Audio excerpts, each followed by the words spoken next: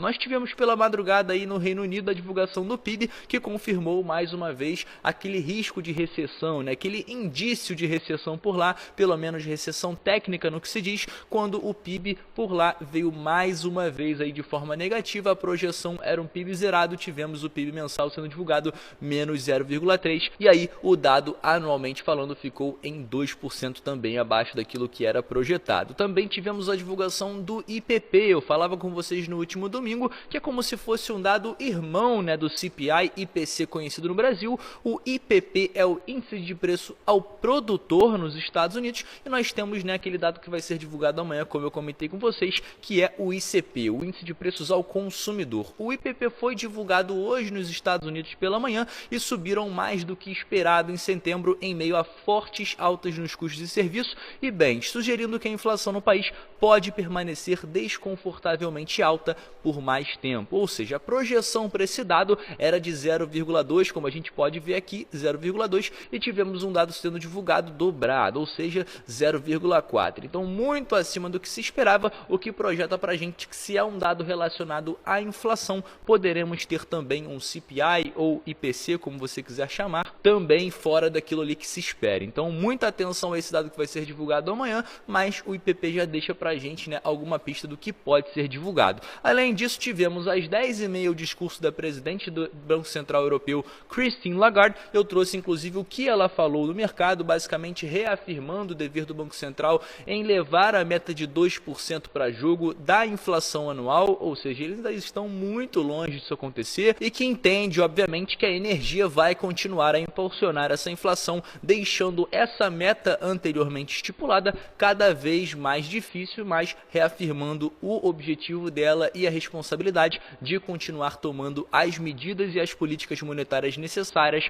para trazer cada vez mais os preços na zona do euro para níveis cada vez mais inferiores. Além disso, ela também reafirmou por mais uma vez que a Europa não está em um movimento de recessão, desaceleração econômica acentuada, e disse então que o momento atual, por mais que seja conturbado e complicado e que o aperto monetário aconteça mediante esses aumentos de juros que o Banco Central Europeu vem fazendo, alguns inclusive os maiores da história, eles estão passando por um momento em que o mundo inteiro está passando e bancos centrais do mundo inteiro estão tomando as mesmas medidas. Então, diferentemente de alguns bancos centrais de diversos países que já declararam inclusive que os seus países vivem em uma recessão, estão passando por uma recessão, na zona do euro, pela Christine Lagarde, isso ainda não acontece. Conforme falamos, o dia de hoje também foi marcado pela divulgação da ata do FOMC, da reunião mais recente no mês de setembro, onde inclusive foi marcada pela implementação da política monetária de 75 pontos base de aumento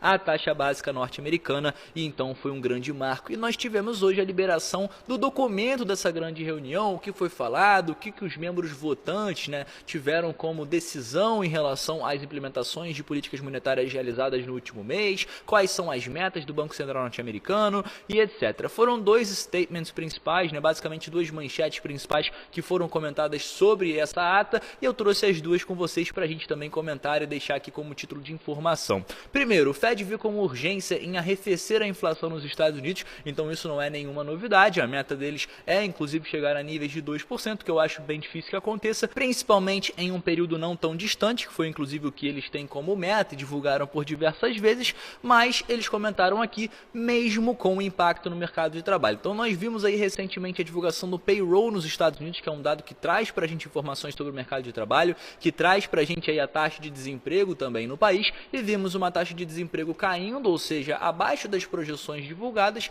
e nós vimos também uma quantidade de vagas de emprego fora de setores não agrícolas acima daquilo que foi projetado, que foi um movimento aí de certa forma de aquecimento econômico, dando margem para o Fed tomar medidas mais duras. No entanto, eles colocaram aqui uma postura mais uma vez, que não importa o que aconteça, não importa se o mercado de trabalho está aquecido ou desaquecido, eles vão tomar as medidas necessárias para o combate à inflação. Então, mesmo que isso venha a custar um desempenho negativo nos próximos meses ao mercado de trabalho, trazendo um possível desaquecimento mediante esse aperto monetário, que eles vêm fazendo já, podendo ter o quarto aumento consecutivo de juros em 75 pontos base, eles vão continuar de forma acelerada a combater a alta dos preços no país. E o segundo statement, basicamente a segunda fala, né, que foi muito comentada, que os oficiais do Fed chegaram em um acordo que fazer menos para combater a inflação, ou seja, você tomar medidas menos duras, você demorar mais para tomar atitudes monetárias, é pior do que você fazer demais. Então você deixar muito solto, você deixar esse respiro como eles deixaram, demoraram muito tempo para começar a aumentar os juros, é pior do que de fato se eles tivessem lá atrás começado a aumentar de uma forma mais leve, em 25 pontos base, quem sabe meio ponto, para que agora não tivesse então essa necessidade tremenda em toda a reunião aumentar em 75 pontos base ou até cogitar em 100 pontos base. Então, obviamente, como vimos aí, o Brasil inclusive se enquadra como exemplo nesse sentido, eu pelo menos entendo dessa forma. Nosso ministro aí da Economia foi muito bem na minha visão, aumentou os juros lá atrás, foi inclusive um dos primeiros países a tomar essas medidas e que hoje vem resultando de forma muito positiva. O país aí está crescendo muito economicamente e vimos aí uma inflação muito mais controlada do que países como Estados Unidos, né, países da zona do euro e até mesmo o Reino Unido. Então mostra aí que por mais que tenhamos aí diversos problemas no Brasil, a economia nesse sentido tomou medidas muito mais assertivas do que de fato o Fed tomou para a economia norte-americana. Deixa a tua opinião aqui embaixo se você concorda com esse estilo de pensamento. E por último e não menos importante, para a gente fechar o nosso vídeo de hoje, comento com vocês as projeções para o dia de amanhã, mediante a essa tensão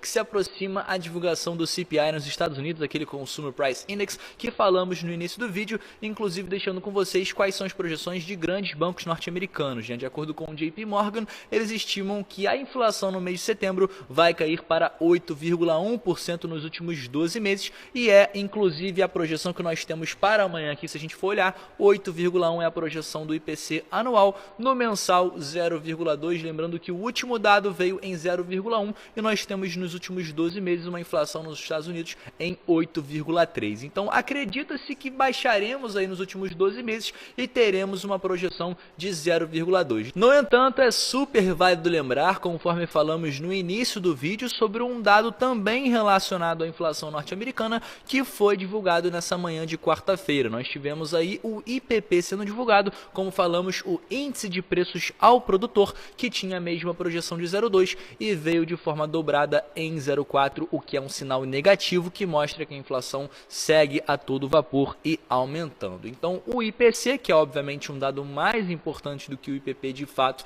para o cenário macro e também, é claro, para os gráficos, para a Bolsa Americana e também para o Bitcoin, consequentemente, poderemos, caso tenhamos aí essa divulgação acima das projeções, ter um desempenho negativo no mercado, isso é, um dia mais bearish. Até porque os mercados vão identificar que a inflação segue descontrolada e mediante ao mercado de trabalho controlado e dentro das projeções e até mesmo aquecido, pode-se dizer, poderemos ter aí margem para o Fed tomar medidas duras, tanto em novembro quanto em dezembro. Até o momento, as projeções são de um novo aumento de 75 pontos base e podendo chegar aí em 1,5 ponto base em dezembro. Caso a inflação continue a demonstrar de forma descontrolada, quem sabe poderemos ter outro aumento de 75 pontos base em dezembro. Vai depender aí do cenário econômico e de fato como a inflação estiver sendo reportada nos Estados Unidos. Mas com certeza a inflação descontrolada não é sinal bom, não é sinal positivo.